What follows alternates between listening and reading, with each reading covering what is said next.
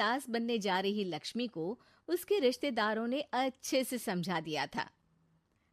दीदी देखो, सास बनना आसान नहीं है। कहने को बहू आ जाती है, लेकिन सारे घर में हक ऐसे कर लेगी जैसे तुमने तो इतने साल से घर के लिए कुछ किया ही ना हो।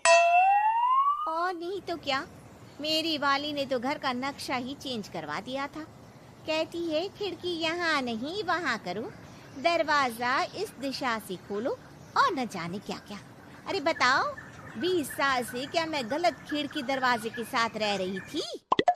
तभी वहाँ बेटी आ जाती है। हाँ माँ, और पक्का भाभी आने के बाद तो मेरा हाल बुरा ही होना है। तुम हर बात पर मुझे इग्नोर करोगी। हे भगवान, इतना सब कुछ होता है बहू के आ जाने पर, मुझे तो पता ही नहीं था। अरे एक हमारा जमाना था। अरे हमारा जमाना तो भूल ही जाओ कि सास के हाथ में कमान होती थी और हम कठपुतली। जीवन भर कठपुतली ही रहना है, पहले सास की और अब बहू की। खैर, मुर्गे की अम्मा कब तक खैर मनाती। हो जाती है बेटी की शादी और घर आ जाती है प्यारी सी पल्लवी। माँ जी चाय लीजिए। सास जो कि पहले से डरी हुई थी, हाँ लाओ लाओ। लेकिन चाय पीते ही थू, अरे इसमें किरकिरा सा क्या है? चाय में चीनी तो है ही नहीं।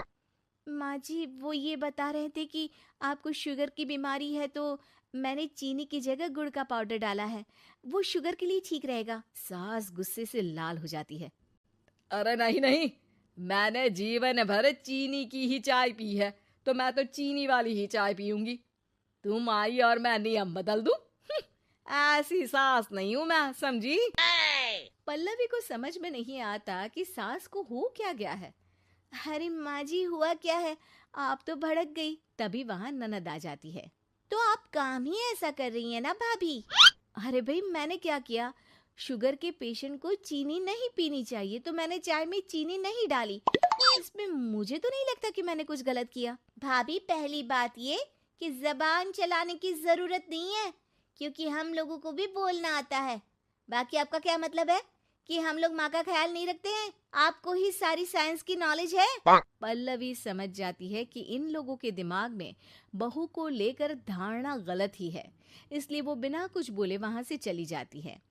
थोड़े दिनों बाद जब पल्लवी ड्राइंग रूम के पर्दे बदल रही थी, पंछी बन उड़ती फिरूं मस्त गगन में, आज मैं आजाद हूँ दुनिया के चमन में।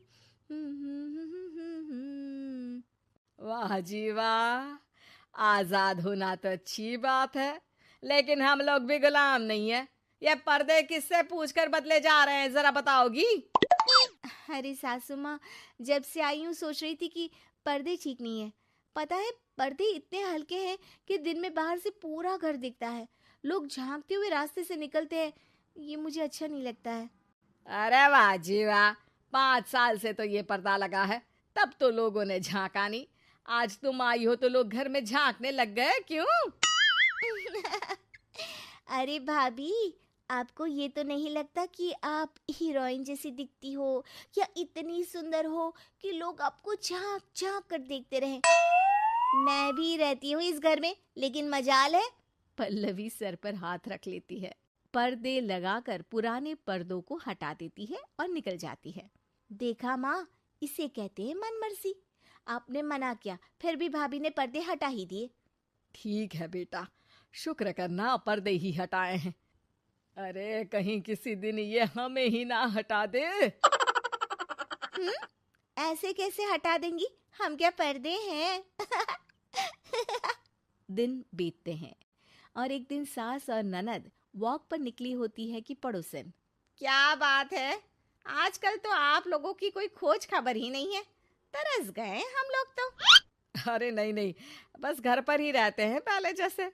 पहले भी तो इतनी ही खोज खबर थी ना। अरे नहीं नहीं, पहले की बात और थी। और बताओ बेटा, बॉयफ्रेंड से चक्कर चल रहा है कि खत्म हो गया? पहले तो पर्दे से दिख जाता था कैसे तुम सारा दिन टेलीफोन पर लगी रहती थी, कभी शर्माती कभी रोती। अब तो पर्दे भी मोटे लगा लिए तो कुछ ठीक से दिखाई भी नहीं देता। हाँ? नहीं, मतलब कोई ना होता है इस उम्र में। और बताओ बहन जी, बेचारी बहू से तो पहले रोज तानेबाजी होती थी आपकी, रोज देखती थी कैसे उस पर आप दोनों मिलकर बरसा करती थी। अब ठीक है ना वो? चल बेटा, ये औरत तो पागल हो गई है। अरे पागल नहीं, आदत हो गई थी। जब मन उबा तो आपकी खिड़की से झांक लिया करती थी, अब कुछ दिखाई नहीं देता तो।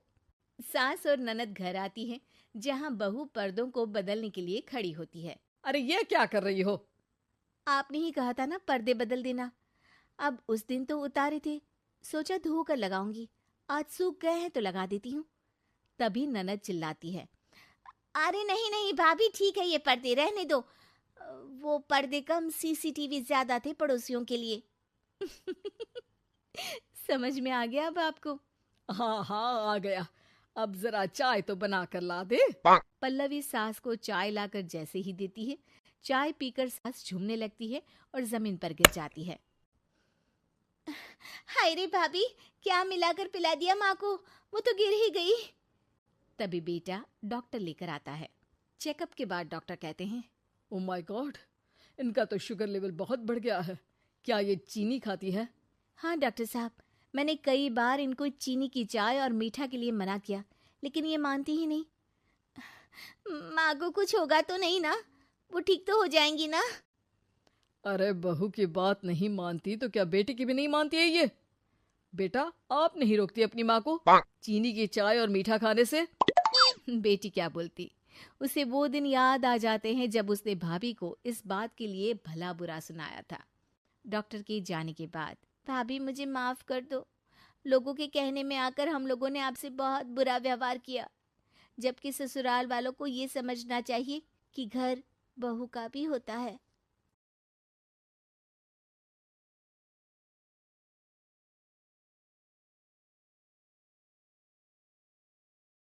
दोस्तों, हमें उम्मीद है कि आपको हमारी ये कहानी पसंद आई होगी। कृपया हमारे चैनल को सब्सक्राइब करें और सभी अपडेट्स के लिए बेल आइकन जरूर दबाएं। और हाँ, वीडियो लाइक और शेयर करना मत भूलिएगा। Bye bye. दोस्तों, हमें उम्मीद